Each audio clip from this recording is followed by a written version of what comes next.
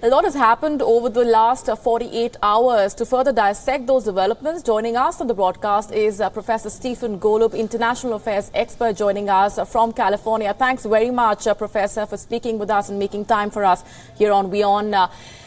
It's the U-turn of all U-turns, many are calling it, but not all that surprising, isn't it, given who's made it? Well, really, it's been a dizzying 24 hours or 36 hours. We lose track over here in terms of the reversals of President Trump. I think the bigger picture is that comes out of this summit.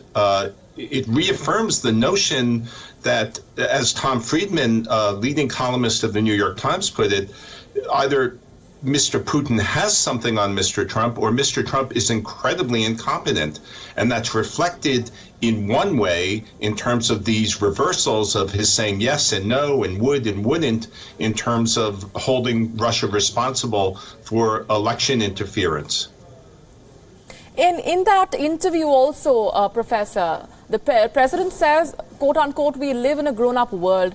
What does he imply there? Does he try to suggest that absolving Russia of interference during that press conference and then returning to the U.S. and completely going back on his word suggests that he is living in a grown-up world? You know, pardon my asking this, but what do you think? Because it's really tough to figure out over here, even among the most experienced observers, sometimes what Donald Trump is getting at.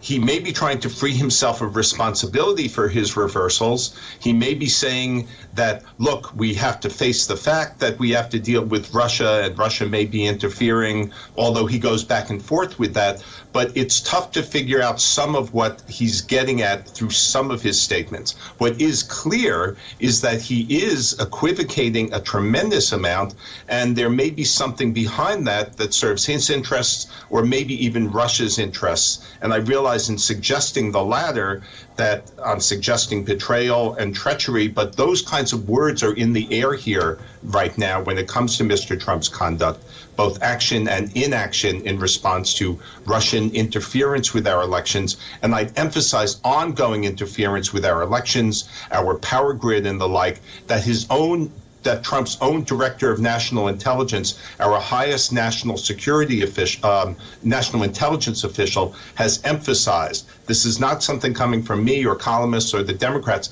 This is coming from his own administration, and Mr. Trump is pushing back against that.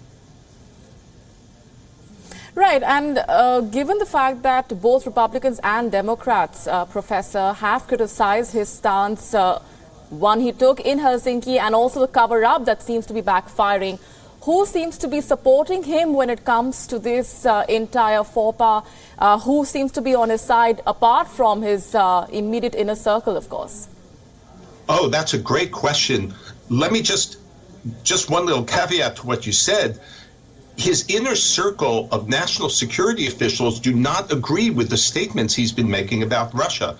His CIA director, FBI director, director of national intelligence, as I just said, they don't agree with him, which is one of the really odd things about what's going on here. Now, to get back to who supports him, there's a Republican base with which he's still very popular, and some of his statements are directed towards that Republican base. Something like 90% of Republicans still hold him in high esteem. 70% of Republicans feel that he's managing relations with Russia correctly, despite what happened at this summit. So that's who his supporters are. That's who he's appealing to in ways that might not make sense to you or me or journalists or his own foreign policy officials, but that makes sense to his political base. And before we let you go, Professor, those who were critiquing his stance taken during the Helsinki summit, during that joint press conference, are they pacified with the statement that he's making now during that news interview, during his brief bite after the Helsinki summit as well? No, because he qualifies all of his statements. One of the walkbacks he did, one of the reversals he did, was to say, well, yes, Russia is responsible, but then he immediately went on to say, and other people may be responsible. There are lots of other people out there. So even when he walks back his statements, he qualifies them, and then the next day he comes out with a reversal anyway. So at this point, his credibility and consistency really are, to say they're endowed is an understatement. They just really don't exist to a great extent in terms of experienced observers and even some not so experienced observers of international relations. All right, we're going to leave it there for the moment, Professor. Thanks very much, as always, for speaking with us here on WION. Well, the White House...